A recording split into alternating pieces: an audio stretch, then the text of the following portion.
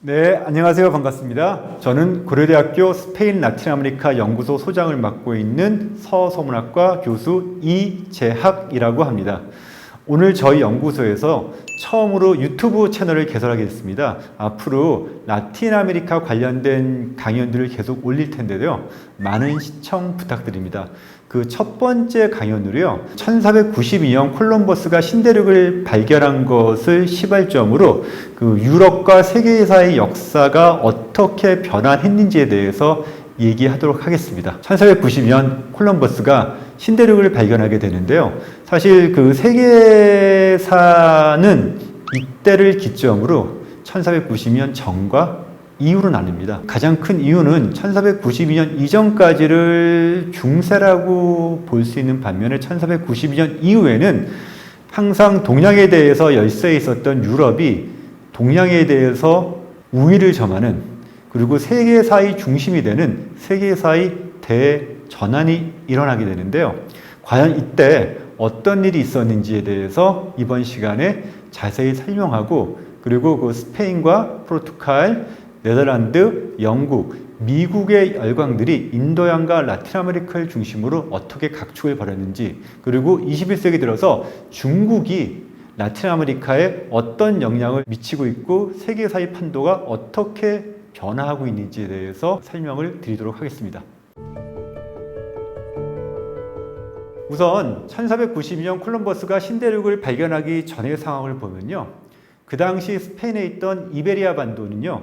기독교 왕국과 이슬람 세력이 끊임없이 전쟁을 벌이고 있었습니다. 포르투갈은 이슬람을 먼저 몰아내고 국토 회복을 한 반면에 스페인은 여전히 카스티아 왕국과 아라곤 카탈루냐 왕국으로 나눠져 있었고요. 여러분들 아라곤 카탈루냐 하면 선뜻 와닿지 않으실 텐데요. 그 1992년에 바르셀로나 올림픽이 열렸던 바르셀로나가 위치한 곳이 현재의 카탈루냐입니다. 분열되어 있던 그 카스티아 왕국과 아라곤 카탈루냐 왕국이 카스티아의 공주였던 이사벨과 아라곤 카탈루냐의 왕자였던 페르난도가 1469년 결혼을 함으로써 두 왕국이 하나가 됨으로써 드디어 스페인의 기독교 왕국은 하나로 통일하게 되고, 그 여세를 몰아서 1492년 이슬람을 몰아내고 국토 회복을 합니다. 이 국토 회복을 스페인어로 라 레콩키스타라고 하는데요. 이게 굉장히 역사적인 사건이죠. 1492년은 세계사적인 의미에서뿐만 아니라 스페인의 역사에서도 굉장히 중요한 게, 첫 번째,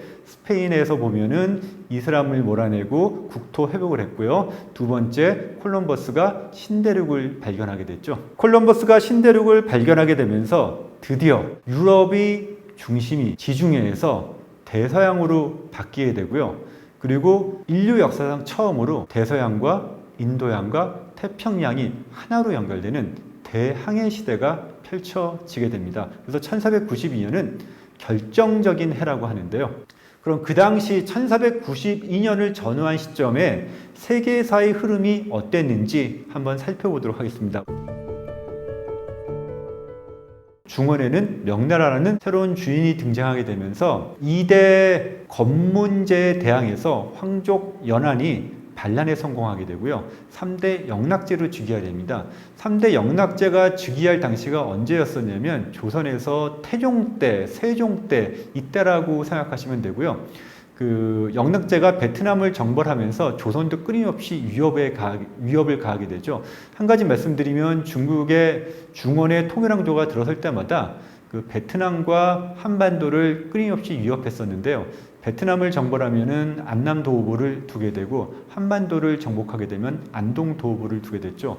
그 당시 인도양에서 명의 위험을 과시할 목적으로 영락제가 정월하는 황관, 생목인, 즉 아랍인이었는데요. 아랍인인 황관 정화를 7차례에 걸쳐서 파견을 하게 됩니다. 그래서 명의 위험을 과시하게 되는데요. 명나라가 그 정화가 원정이 끝난 다음에 여러 가지 내부적인 문제에 시달리게 됩니다. 북방민족이 위협을 하게 되고, 내부에서는 농민이 봉기하게 되고, 또 황관과 사대부 간의 권력 다툼에서 황관 세력이 몰락하고 사대부가 집권하면서 사농 공상의 그 가치하에 상업을 등한시하게 되고, 정화의 모든 기록을 말살하게 되고 해상 봉쇄 정책을 펼치게 됩니다. 그래서 명은 정화의 7차례 원정 이후에 농업의 절대적인 가치를 두는 고립주의로 전환을 하게 되고요. 그렇게 되면서 명나라는 모든 그 상선들을 파기하게 됩니다.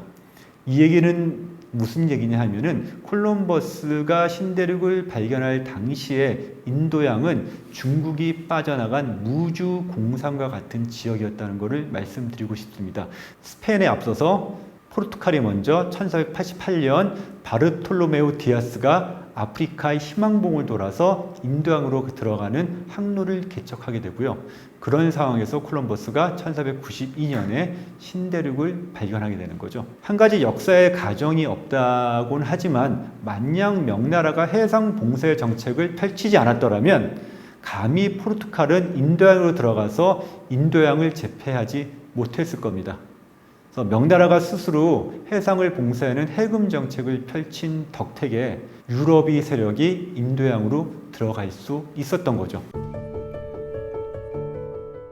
자, 그러면 콜럼버스는 왜 서쪽으로 계속 항해를 해서 신대륙을 발견하게 됐을까요? 그럴 수밖에 없는 이유가 있었습니다.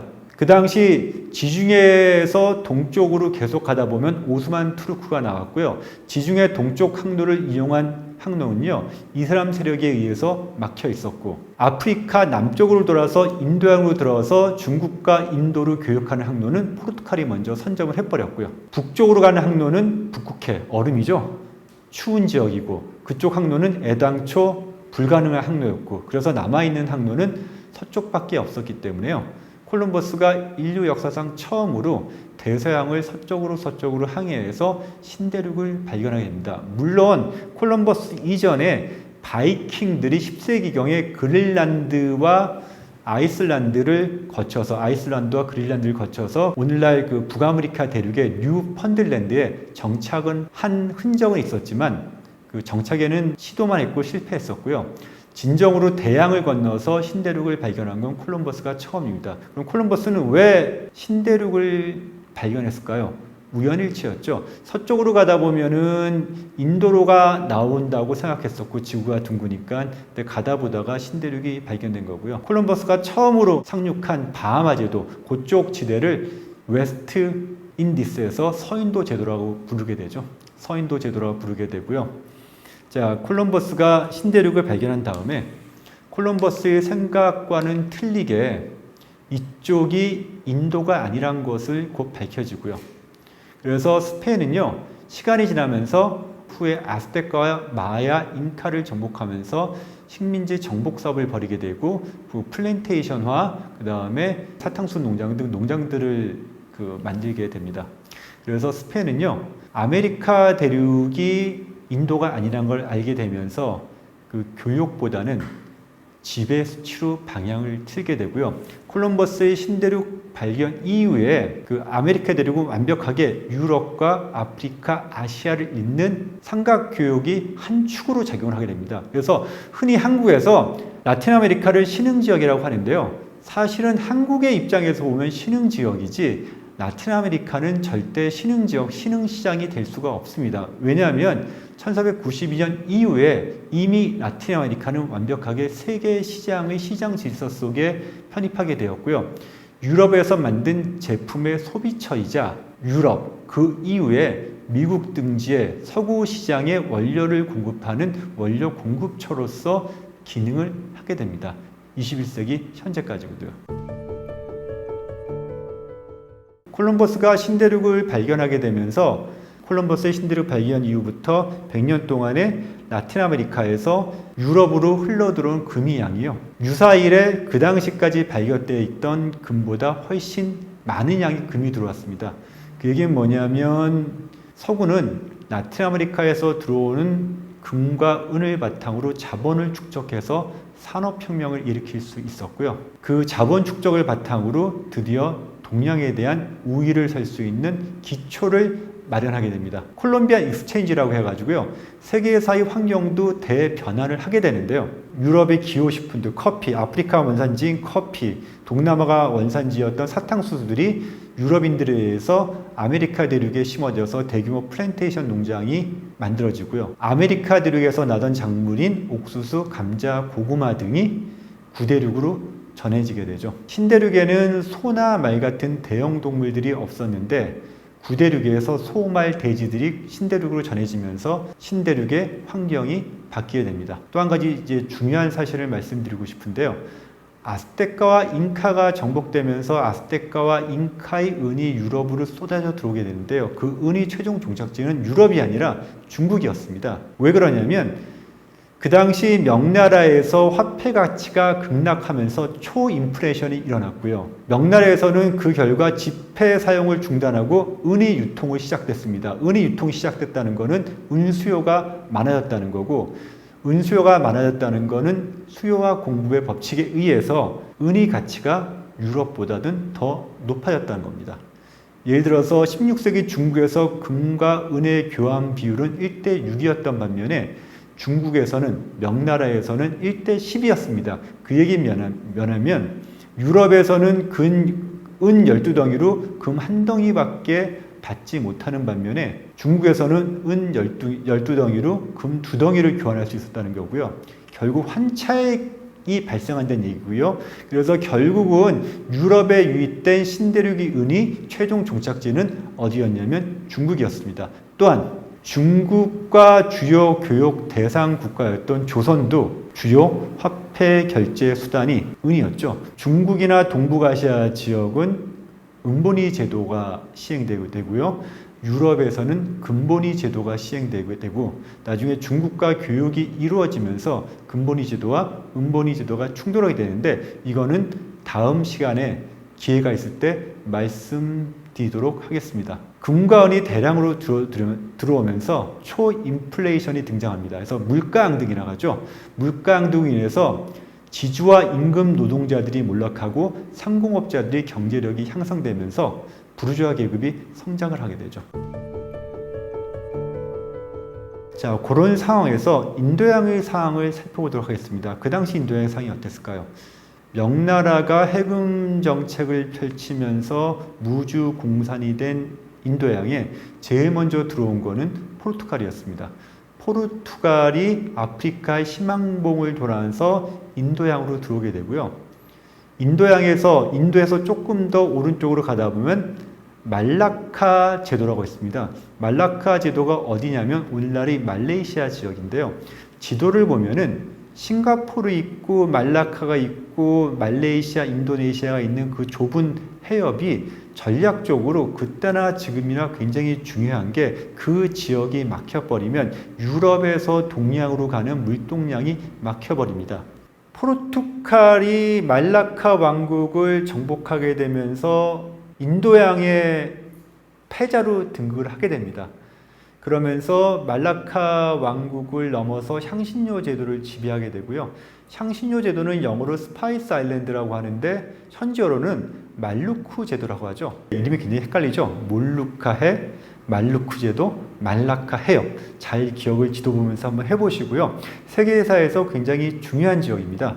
이 스파이스 아일랜드 향신료 제도가 왜 중요하냐면 거기서 나는 각종 향신료들이 사실은 유럽에서 굉장히 비싼 값에 팔렸고요. 향신료 제도에서 나는 향신료들이 유럽으로 건너가게 되면 중간에 그 중간 상인들을 끼게 되면서 값이 몇십 배 이상 올랐다고 하고요.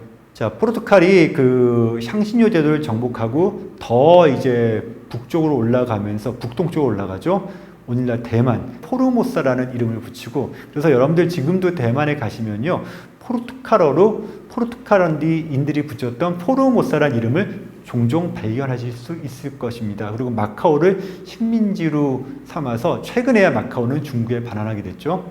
그래서 포르투갈이 그 16세기에 인도양이 주인이 됐다가 네덜란드가 포르투갈을 몰아내고 향신료 제도를 장악하고 인도네시아, 말레이시아 지역을 장악하면서 인도양의 주인으로 등극하게 됩니다. 근데 그 영광은 100년이 채 안 갔고요. 영국이 네덜란드를 말레이시아에서 몰아내면서 오늘날 이제 싱가포르가 포함된 말레이시아 지역에서 네덜란드를 몰아내고 보르네오 섬을 장악하면서 식민지로 만들고요. 네덜란드의 식민지는 이제 말레이시아에서 쫓겨나서 인도네시아에 국한되고 말죠. 물론 말레이시아, 인도네시아 2차 세계대전 끝나고 다 독립은 하지만요.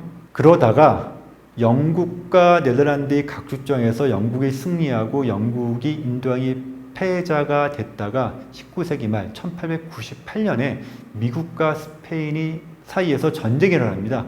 전쟁이 일어난 결과 미국이 이기죠. 그래서 스페인의 식민지였던 푸에르토리코, 그 다음에 괌, 사이판, 필리핀이 미국의 식민지로 바뀌면서 또 쿠바가 독립을 하게 되고 미국이 태평양으로 진출하게 됩니다. 2차 세계대전 때 일본이 그 석유 확보를 하기 위해서 모든 물동량, 중동에서 오는 석유가 지나가려면 말라카 해협을 지나가야 되거든요.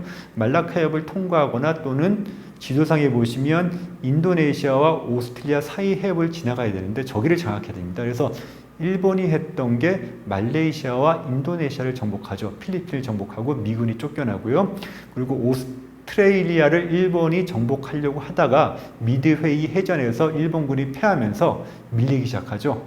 그리고 필리핀이나 인도네시아나 말레이시아가 해방이 되고 이 지역을 뺏겼다는 것은 일본이 중동으로부터 들어오는 석유를 확보할 방법이 없게 된다는 얘기고요. 2차 세계대전이 끝나면서 미국은 태평양과 인도양 지역이 패자가 되죠. 이게 현재까지 내려오다가요. 중국이 대국굴기를 외치면서 중국 역사상 처음으로 항공모함을 진수하게 됩니다. 러시아에서 그 항공모함 한 대를 들여와서 우크라이나, 정확히 말하면 우크라이나죠. 그걸 개조해서 항공모함을 들여오게 되는데, 그리고 미국은 오바마 대통령 때부터 피보트 에이시아, 아시아 태평양 지역으로의 회계를 외치면서 이제 중국과 대립을 하고 있고요.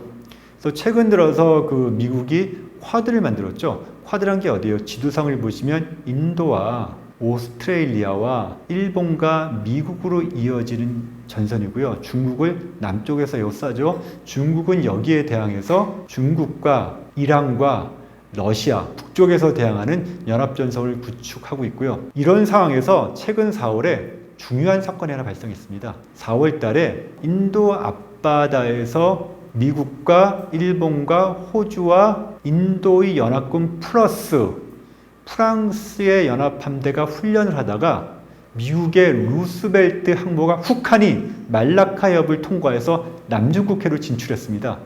그리고 상해 앞바다 200km 정도까지 진출했는데요. 이에 화들짝 놀란 중국이 항모 전단을 가동을 하죠. 이거 사진이 보도되면서 인들이 굉장히 수치심에 떨었고요.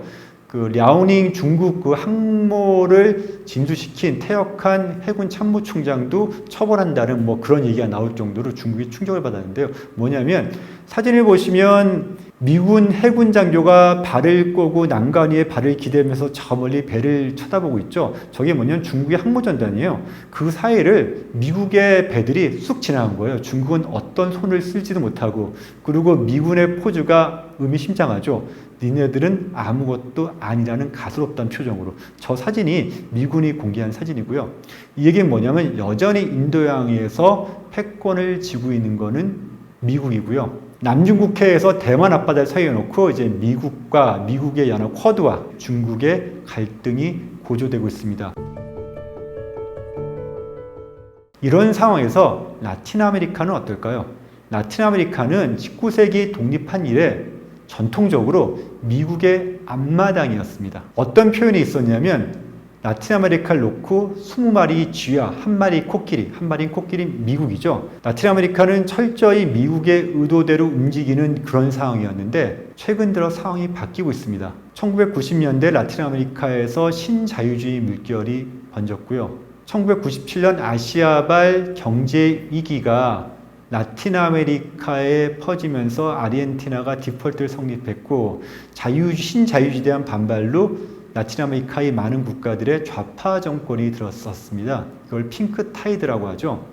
그러면서 반미주의가 강해졌고요. 좌파 정권들이 반미주의를 표방하면서 또 21세기 들어 중국의 경제가 괄목할 만하게 성장하면서 좌파 정권들이 미국에 대체할 그 국가로 중국을 찾기 시작했고, 좌파 정권들과 중국의 연합이 눈에 띄게 도드라지기 시작했습니다. 그런 상황에서 오바마 대통령 때 국무장관이었던 힐러리가 우리의 앞마당인 라틴 아메리카에서 중국이 활개치는 것을 보니 굉장히 불편하다는 심기를 토론했고요. 이때부터 아까도 말씀드린 피벗 투 에이시아라는 아시아 태평양 지역으로 회귀한다는 미국의 전략적인 목표가 나타나기 시작했습니다. 최근 20년간 중남미의 GDP 변화 추이입니다. 2002년을 보시면요, 브라질의 GDP가 멕시코보다 낮았습니다. 그런데 2010년을 보면요, 브라질의 GDP가 멕시코보다 높아지면서 2000년대만 하더라도 라틴 아메리카에서 가장 GDP가 높던 국가가 멕시코였는데, 상황이 역전돼서 브라질이 라틴 아메리카에서 GDP가 가장 높은 국가가 됐고요. 2000년대에 비교했을 때 2010년대를 기준으로 보시면 최근 10년간을 기준으로 라틴 아메리카의 콜롬비아, 페루, 칠레, 브라질 상당수의 국가의 GDP가 2배에서 3배, 많게는 4배까지 올랐습니다. 반면에 멕시코의 GDP는 큰 변화가 없었고요. 여기에는 어떤 변수가 있었을까요? 다름 아닌 중국입니다. 21세기에 들어오면서 중국이 세계의 굴뚝이 되면서 세계의 지하재원을 싹쓸이하기 시작했고요. 그러면서 2000년대에 구리, 철강석 값이 폭등하기 시작했고, 석유값도 폭등을 하기 시작했습니다. 이 얘기는 뭐냐면 1차 자원의 수출에 의존하던 라틴 아메리카의 경제가 호황을 맞이하기 시작했고요. 또 한 가지 멕시코를 말씀드리면요, 2000년을 보면은 중국과 멕시코의 임금차가 4.7배로 중국이 훨씬 더 낮았습니다. 그래서 1990년대까지 멕시코에 마낄라도라라고 단순 조립공장 생산법인들이 많이 들어갔었는데, 중국의 임금이 훨씬 싸지면서 2000년대에 멕시코에 있던 많은 글로벌 기업들의 생산법인이 중국으로 이전하게 됐습니다. 이게 2000년대 그 멕시코의 경제 침체의 주요한 하나의 요인으로 작용하게 됐고요. 반면에 최근 들어서 보면 중국은 꾸준하게 임금이 올랐고요. மெxi코는 임금이 중국보다 상승률이 낮아졌습니다. 그래서 2020년의 기준으로 보면은 오히려 멕시코가 중국보다 임금이 0.74배 낮은 그 현상이 벌어졌고요. 이게 뭐냐면 2010년대 이후에 글로벌 기업들의 생산법인이 다시 멕시코로 돌아오게 되었고, 한국 기업들도 2010년 이후에 200여 개의 생산법인들이 현재 멕시코에 진출하게 되었습니다. 최근 들어서 라틴 아메리카가 중국과 인도와의 경제 협력을 강조하고 있고, 특히 그 중심엔 중국이 있고요. 그러면서 중국의 공격적인 대아메리카 투자가 늘고 있습니다. 그 다음에 그 병원이나 학교 등을 지어주고 있고, 공자학원들도 공격적으로 들어가고 있고요. 그래서 원래는 라틴 아메리카, 미국의 앞마당이었던 라틴 아메리카에서 현재 중국의 영향력이 날로 확대되고 있습니다. 최근 몇 년 동안이 대중남미 시장 점유율 추이가 나오는데요. 보시면 2015년부터 2018년까지 추세를 보면 한국과 일본의 대중남미 시장 점유율은 조금씩 떨어지고 있고요. 반면에 중국의 대중남미 시장 점유율은 조금씩 높아지고 있습니다. 이 얘기는 뭐냐면 앞으로 시간이 갈수록 짐작컨대 중국의 대중남미 영향력은 더 확대될 거고요. 그러면 그럴수록 라틴 아메리카에서, 중남미에서 미국과 중국의 경제적인 그 외에 여러 가지 갈등은 심화될 거고요. 또한 마찬가지로 남중국해에서 미국과 중국의 갈등도 심화될 걸로 예측이 됩니다. 오늘날 라틴 아메리카를 얘기할 때 그전에는 항상 미국과 라틴 아메리카의 관계를 얘기했었는데, 앞으로는 중국과 라틴 아메리카의 관계도 빼놓지 않고 얘기할 수밖에 없을 것 같습니다. 자, 오늘은 여기까지 하고요. 또 계속해서 라틴 아메리카 관련 시리즈를 이어가도록 하겠습니다. 앞으로 저희 스페인 라틴 아메리카 연구소에서 진행하는 라틴 아메리카 강좌 시리즈 많은 시청 부탁드립니다. 감사합니다.